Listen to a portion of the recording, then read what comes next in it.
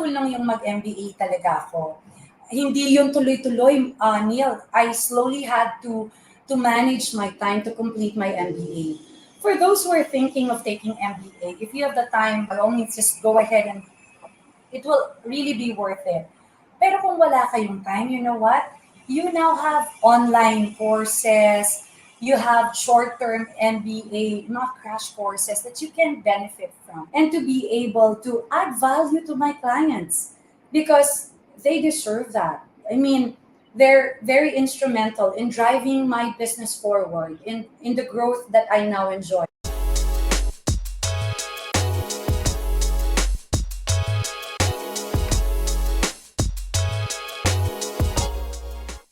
I have a question because there are people who is watching and they might be considering MBA.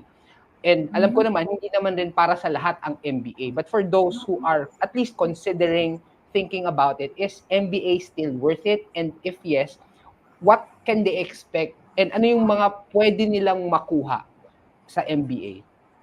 Actually, Neil, if you have the time, kasi in my case kasi, I felt like I really needed it. Kasi, you know what?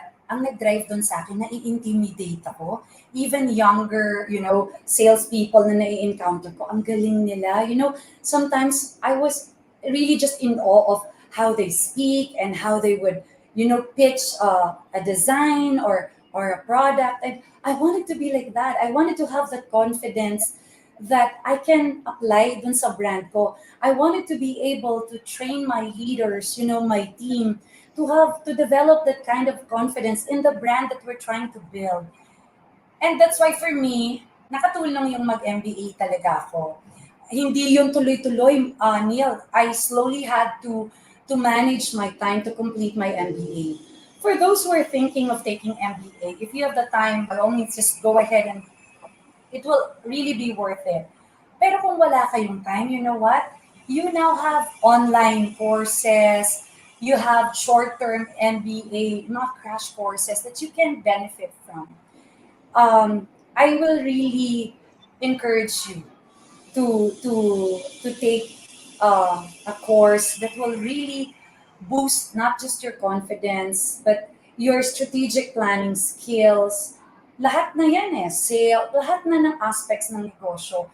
Pati sa supply chain mo, pati sa, of course, medyo may konting yabang ka na when you get to use terms like even in your operations. So yung sa operations management, your inventory management. Later on, syempre, Neil, you hire employees na may MBA. If you are a business owner, tas wala kang MBA, ayaw mo rin naman na parang mas magaling pa sila sa'yo. Parang for me, I can't speak for everyone, but for me, yun yung naging motivation ko na, sige nga, aral nga ako. Because I really wanted to learn more and to be able to add value to my clients. Because they deserve that. I mean, they're very instrumental in driving my business forward, in the growth that I now enjoy. So I owe that to my valued clients. So that's adding value to those people who trusted me. Yeah, at the end of the day, it's really how much time and effort are you willing to put in? Kasi may mga businesses talaga, hindi mo pa na-set up yung business at ikaw talaga humaharap lahat. But when the time comes, or at least when you can set it up na pwede ka mag-aral sa gabi ng MBA, Yes. Why not? You mentioned that hindi naman kailangan automatically MBA, but sabi mo may mga online resources that they can tap. You mentioned also about building skills. Siguro, I'm asking this question because there are people who are hungry and siguro wala pa sa horizon yung MBA, but they just want to build skills. And when you were starting, ano yung mga skills that really helped you? So that ito yung mga nanonood about it, pwede nila i-search sa YouTube about yung mga skills that was essential when you were starting. Okay, wala nang YouTube pa noon Hindi pa, I don't know kung meron na at that time, Neil, but hindi pa ako ganun ka-techy, wala akong ka-idea. Skills, number one siguro na skills na kailangan mong i-develop. Siyempre, anything related, depende sa industriya na pinapasok mo. So, actually, sa akin, ang dinevelop ko talaga noon is kung paano costing. Yun yung talagang minaster ko when I started. Kailangan alam mo, magkano bang puhunan ko dito sa project na to if I do it? Magkano ba yung tax pagka ito yung presyo na ibibigay ko? Ano ba yung desired margin ko dyan? And then yung margin ba na yan after tax, okay na ba ako dyan? Para basic, this is really basic skill for any entrepreneur. Hindi pwede yung suntok sa buwan, yun yung mga terms na natutunan ko. Hindi pwedeng suntok sa buwan, pipresyohan mo na lang kasi you compare it to whatever's prevailing, kung ano yung naririnig mo na presyo.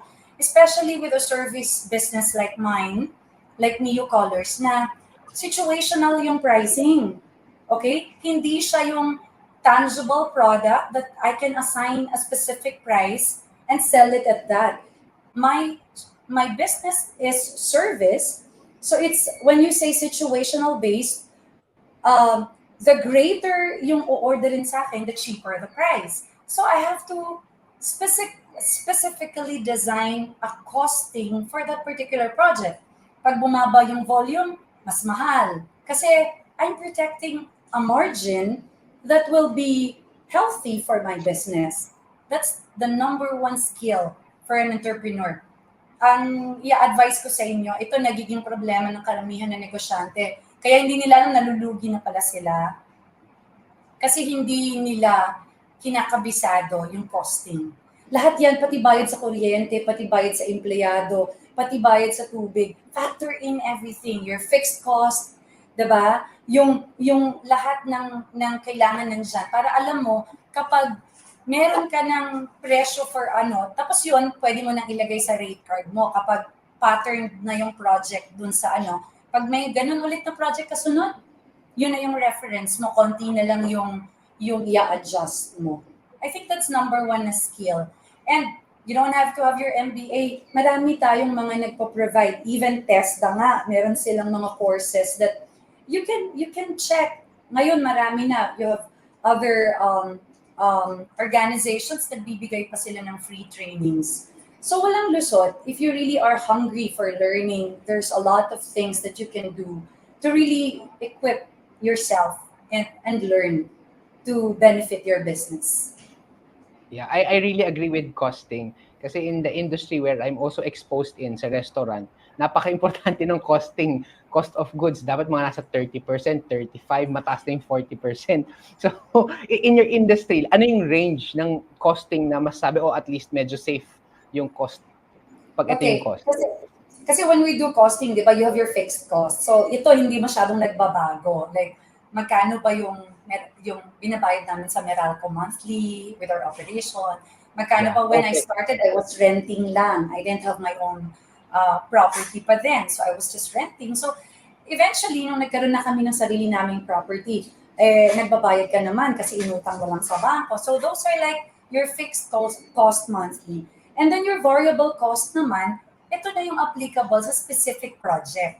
So, ilan ba yung in-order sa akin? Tapos, i-marry mo sila, i-combine mo sila. And then, ano ba yung desired ko na margin? Yung pinakamalinis. Sa service Neil, sorry. Naalala ko si Marvin. Sa amin, pinakamababa na pwede namin para reasonable pa rin sa client and very competitive is 40%. 40% margin. But like I mentioned earlier, since this is a service business, it doesn't limit us. Depende sa client, depende sa demand, depende sa complexity ng trabaho na binibigay sa'yo. You can go as high as 100% na margin. So as long as you can justify your margin to your client at pinirmahan yung PO mo, go for it. Pero dapat lang, kaya mong panindigan yon at hindi ka mapapahiya sa kliyente dun sa margin na nilagay mo. Yeah, I really agree.